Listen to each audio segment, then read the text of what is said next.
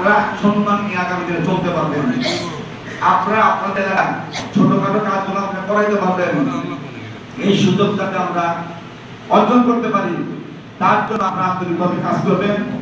এই আমি বলে আপনারা বিভ্রান্ত হবেন না।